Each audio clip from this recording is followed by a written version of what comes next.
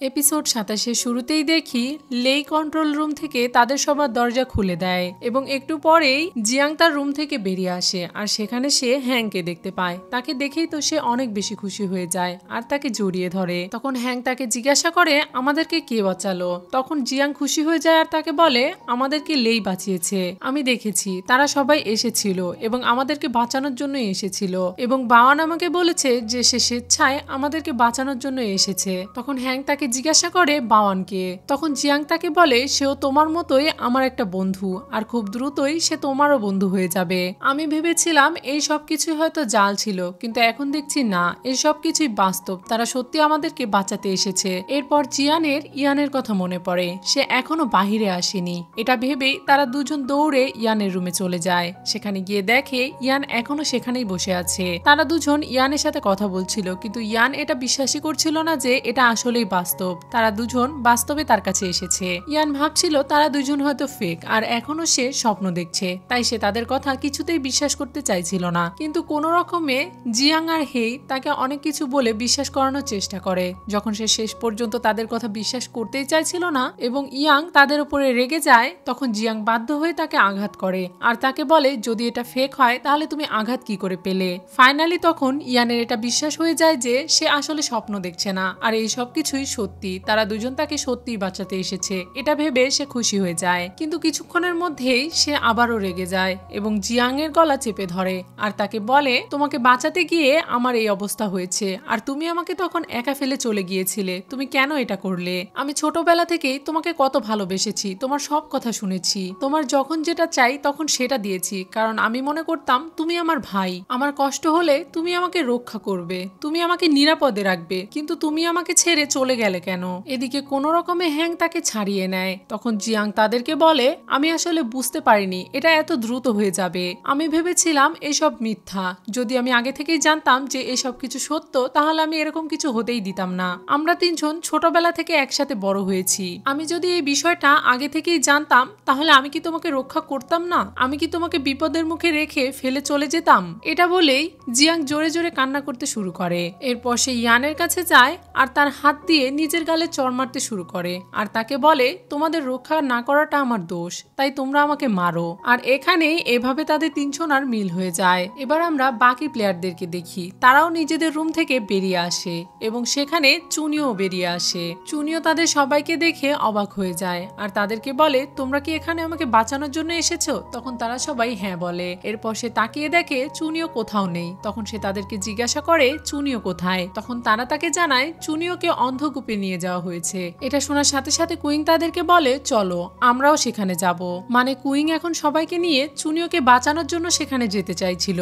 অন্যদিকে লেইকে দেখি সে কন্ট্রোল রুমের দরজা ভেতর থেকে আটকে দেয় আর সব সিকিউরিটি গার্ডরা সেখানে চলে যায়। এদিকে একজন সিকিউরিটি গার্ড জিয়াংদের দেখে ফেলে আর সে তাদের কাছে চলে আসে, কিন্তু এবার তারা তিনজন মিলে তাকে মেরে আহত করে ফেলে। তখন তার মোবাইলে একটা নোটিফিকেশন আসে আর তাকে বলা হয় আরো দুজন গার্ডকে কন্ট্রোল রুমে যেতে হবে। এটা শুনে জিয়াং বুঝে যায় যে লেই হয়তো বিপদে রয়েছে, তাই সে তাদের সবাইকে সেখানে থাকতে বলে লেইকে বাঁচানোর জন্য সেখান থেকে চলে যেতে চাইছিল, কিন্তু ইয়ান তাকে বাধা দেয় আর তাকে বলে লেই সব সময় আমাদেরকে রক্ষা করেছে, আমাদের পাশে দাঁড়িয়েছে, কিন্তু এখন আমরাও তাকে বাঁচাতে চাই, আমরাও তোমার সাথে যাব এবং একসাথে লেইকে বাঁচাবো। এটা শুনে চেনজিও তাদের সাথে আসতে চায় এবং লেইকে বাঁচানোর জন্য তারা চারজনে একসাথে ওইদিকে যেতে শুরু করে। অন্যদিকে সিকিউরিটি গার্ডরা লেইর সে দরজা ভাঙতে শুরু করে। লেই একা সেটা সামলাতে পারছিল না। ঠিক তখনই সেখানে তারা চারজন চলে আসে এবং জিয়াং তাদের সবাইকে ডেকে বলে তোমাদের কি আমার হেল্প প্রয়োজন? এটা শুনতে পেয়ে লেই খুশি হয়ে যায়।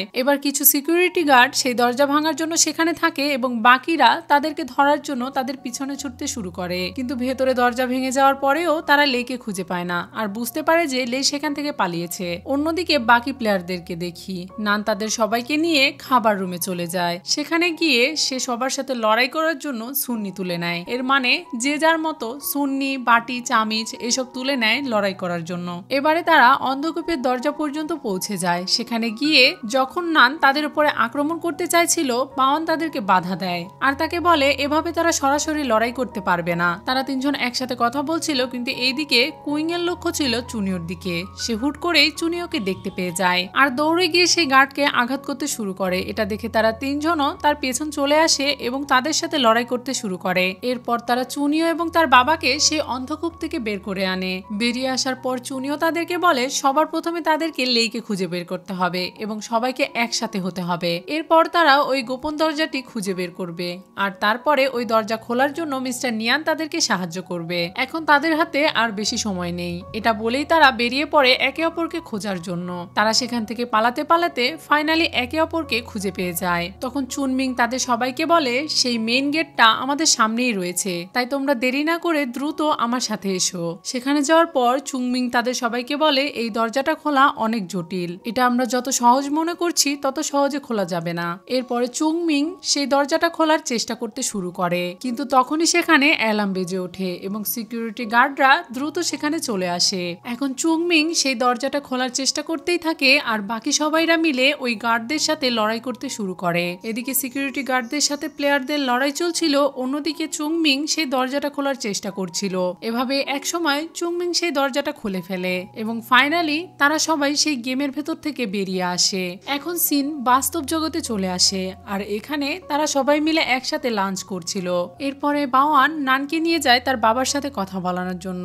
সেখানে যাওয়ার পর তার বাবা তাকে বলে আমাদের বংশের বউ হতে গেলে সবার প্রথমে তোমাকে গেমে জিততে হবে। এর মানে বাওয়ানের বাবা যে গেমটা খেলে সব সময় তাকে সেই গেমটা জানতে হবে এবং জিততে হবে। তো এখন তারা দুজন গেম খেলতে বসে পড়ে। তখন নান তাকে বলে আমি তো এই গেমটা খেলতে জানি না। তখন বাওয়ান তাকে কানে কানে বলে আমি তো তোমাকে গতকালই এই খেলাটা শিখিয়েছিলাম, তাহলে তুমি কেন পারবে না। যাই হোক, এখন তারা দুজন মিলে সেই গেমটা খেলতে শুরু করে আর গেমটা খেলতে খেলতে নান এবার বাওয়ানের বাবাকে 3বার গেমে হারিয়ে দেয়, যার কারণে বাওয়ানের বাবা এবার রেগে যায় এবং খেলা বাদ দিয়ে সেখান থেকে উঠে চলে যায়। বাওয়ানও তার বাবাকে বোঝানোর জন্য তার পেছন পেছন যায়, কিন্তু কোনো লাভ হয় না। তখন নান চায় তার বাবার সাথে খোলামেলা কথা বলতে, কিন্তু বাওয়ান তাকে নিষেধ করছিল। তখন নান তাকে বলে আমি তোমার বাবার সাথে কথা বলতে চাই কারণ আমি চাই আমাদের সম্পর্কটা আরো মজবুত হোক, কিন্তু বাওয়ান তাকে এই মুহূর্তে কথা বলতে বারণ করে।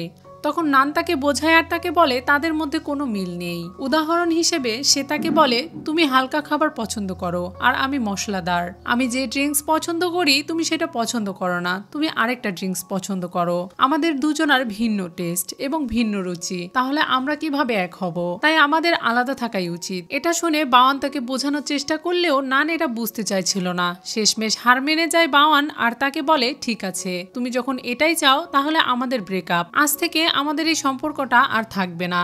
এরপর বাওয়ান রেগে যায় আর নানকে বলে হতে পারে তোমার আর আমার টেস্ট আলাদা, আমি হতে পারি হালকা খাবার পছন্দ করি আর তুমি মশলাদার, কিন্তু এর মানে এটা তো নয় যে আমি তোমাকে জোর করছি তুমি আমার মতো খাবার খাও। আমি যে ড্রিঙ্কস পছন্দ করি তুমি হয়তো সেটা পছন্দ করো না, কিন্তু এর মানে এই নয় যে আমরা ভিন্ন ভিন্ন স্বাদের খাবার খেয়ে একসাথে এনজয় করতে পারবো না। আমরা এভাবেই একে অপরের পরিপূরক হতে পারি, কিন্তু তুমি এটা বুঝতে চাইছো না কারণ তোমার স্বভাব, তুমি কখনো নত হতে চাও না, তুমি সব সময় উঁচু হয়ে থাকতে চাও। আমি তোমাকে বলেছিলাম আমার বাবা উগ্র মেজাজি, তুমি যখন অনেকবার গেমে জিতে গেলে তখন আমি তোমাকে বলছিলাম যাতে তুমি আমার বাবাকে একবার জিততে দাও, কিন্তু তুমি সেটা করলে না, বরং বারবারই তুমি জিতে যাচ্ছিলে, যার কারণে আমার বাবা রেগে যায়। তাহলে এখানে আমার কি দোষ তুমি বলো? ঠিক আছে, তুমি যখন চাও আলাদা হতে তাহলে আজ থেকে আমরা আলাদা হয়ে গেলাম। এটা বলেই রাগ করে তারা দুইজন দুই দিকে চলে যায়। কিন্তু কিছু দূর যাওয়ার পরে নানের কষ্ট হতে শুরু করে, ঠিক যেমনটা সব মেয়েরই হয়, কিন্তু তারা সামনে থেকে এটা প্রকাশ করে না। এরপরে নান যখন পেছনের দিকে ফিরে তাকায় তখন সেখানে বাওয়ান ছিল না। তখন সে চিৎকার করে বলতে থাকে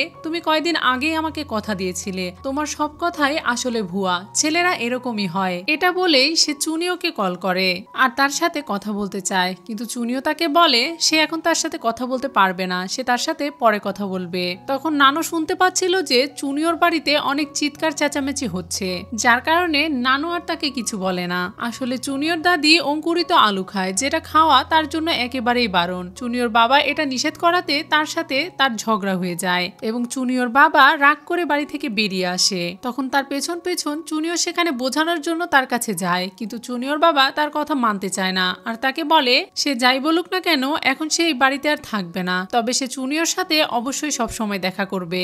এরপর চুনিও বাড়িতে যায় না আর মন খারাপ করে বাহিরে চলে আসে। সেখানে আসার পর সে দেখতে পায় জিয়াংকে মারার জন্য কিছু লোক ছুটে গিয়েছে আর তার সাথে অনেক ঝামেলা করছে। করছে। তখন সেখানে চুনিও ছুটে যায় আর তাদেরকে আটকায়। এরপর তারা সবাই চুনিওকে বলে সে যেন এই ঝামেলার মধ্যে না জড়ায়, আর তাকে বলে জিয়াং তাদেরকে ধোকা দিয়েছে। সে তাদেরকে কিছু জিনিস এনে দেওয়ার বিনিময়ে টাকা নিয়েছিল, আর এখন সে ওটা তাদেরকে এনে দিচ্ছে না, তাই এখন তারা সবাই তার কাছ থেকে টাকা ফেরত চাইছে। তখন চুনিও তাকে জিজ্ঞাসা করে এসব কি সত্যি কথা? তখন জিয়াং তাকে বলে আসলে বিষয়টা এরকম না, সে তাদেরকে ধোকা দেয়নি। হ্যাং আর ইয়াং মিলে একটা বিজনেস শুরু করেছিল।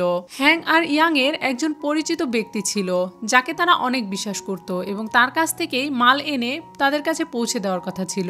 গতকাল পর্যন্ত সবই ঠিক ছিল, আমরা তাদের কাছে টাকা পৌঁছে দিয়েছিলাম এবং আজকে সেই মালগুলো গোডাউনে নিতে যাওয়ার কথা ছিল, কিন্তু হঠাৎ করে কি যেন হয়ে গেল।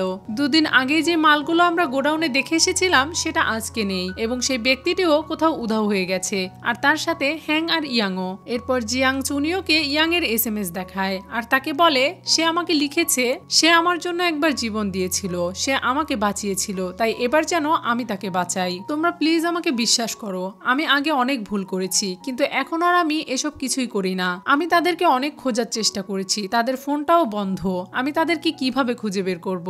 আমি তো তাদের জীবন বাঁচিয়েছি, কিন্তু তারা এখন শেষ মুহূর্তে আমার সাথে এরকমটা কেন করলো? এরপর সে সবাইকে বলে আসলে এইবার সবকিছু আমারই দোষ, তাই আমারই মরে যাওয়া উচিত। এটা বলে সে নিজেকে মারতে শুরু করে। তখন সবাই তাকে থামায়। এরপর চুনিও তাকে বলে মিস্টার চেনের কাছে যেতে। সেখানে গিয়ে সে তাকে অপেক্ষা করতে বলে আর তাকে বলে সে লেইকে নিয়ে তাদের দুজনকে খুঁজে বের করবে। এটা বলে সে ওখান থেকে হোস্টেলে চলে আসে। সেখানে এসে দেখে সুবিনের ভাই রক্তাক্ত হয়ে পড়ে আছে আর তাকে অ্যাম্বুলেন্সে করে নিয়ে যাওয়া হচ্ছে। তখন সুবিন চুনিওকে দেখতে পায় আর তাকে জড়িয়ে ধরে কাঁদতে শুরু করে এবং তাকে বলে আমার একদমই উচিত হয়নি আমার ভাইয়ের কাছ থেকে টাকা নেওয়া। সে আমার কলেজের জন্য কিছু টাকা দিয়েছিল, যার কারণে ওভারটাইম কাজ করছিল, আর এটা করতে গিয়ে সে অ্যাক্সিডেন্ট করে। যদি আমি তার কাছ থেকে টাকাটা না নিতাম তাহলে সে ওভারটাইম করতো না আর এভাবে অ্যাক্সিডেন্ট হতো না। আসলে কেন জানি তাদের সবার জীবনে একটা করে দুর্ভিক্ষ চলে এসেছিল, তাদের সবার সাথেই কিছু না কিছু ঘটছিল। আর একটু পরে চুনিওর কাছে কল আসে এবং সেও জানতে পারে তার দাদি হঠাৎ করে অসুস্থ হয়ে গিয়েছে, আর সে ছুটে সেই হাসপাতালে যায়। সেখানে যাওয়ার পর তার বাবা তাকে বলে তার দাদি হয়তো আর সুস্থ নাও হতে পারে, তাই তাকে মানসিকভাবে প্রস্তুতি নিতে হবে। এটা শুনে চুনিও তো অনেক বেশি রেগে যায় তার বাবার উপরে আর তাকে বলে তুমি কেন আমার দাদির সাথে এরকমটা করলে? তুমি তার সাথে ঝামেলা না করলেই পারতে, তুমি তো বলেছিলে তুমি আবারও নতুন করে শুরু করবে, তাহলে তুমি এমনটা কেন করলে? তুমি তার সাথে একটু নরম আচরণ করলেই পারতে। তখন চুনিওর বাবা তার কাছ থেকে ক্ষমা চায়। তখন ওটির দরজা খুলে যায় আর সেখান থেকে ডাক্তাররা একটি লাশ বাহিরে নিয়ে আসে। যেহেতু পেশেন্টের মুখ এখনো ঢাকা ছিল তাই এটা কে তা আমরা পরের এপিসোডে জানতে পারবো। এখান থেকেই সিন কাট হয়ে যায় আর আমরা মিস্টার ইয়ানকে দেখতে পাই। সে মিস্টার নিয়ানকে মেরে সাইডে ফেলে রাখে এবং বাকি প্লেয়াররা যখন গেমের ভেতরে দুঃস্বপ্ন দেখছিল এবং তাদের জ্ঞান ছিল না তখন সে সিস্টেমের মাধ্যমে কিছু একটা করছিল। মিস্টার ইয়ান আদৌ তাদের সাথে কি করেছে সেটাও আমরা পরের এপিসোডেই জানতে পারবো। তো ভিউয়ার্স আজকের এই এপিসোডটি এখানেই শেষ হয়ে যায়। তো ভিউয়ার্স এই ড্রামাটি আপনাদের কাছে কেমন লাগছে তা আমাকে কমেন্ট বক্সে কমেন্ট করে অবশ্যই জানাবেন। আর এই ড্রামার পরবর্তী পর্ব দেখতে চাইলে আমার চ্যানেলে সাবস্ক্রাইব করে বেল বাটনে অলে ক্লিক করে রাখবেন যাতে ভিডিও পোস্ট করার সাথে সাথে নোটিফিকেশন সবার আগে আপনার কাছে পৌঁছে যায়। আজকের মতো এখানেই বিদায়, কথা হবে অন্য কোনো ভিডিওতে।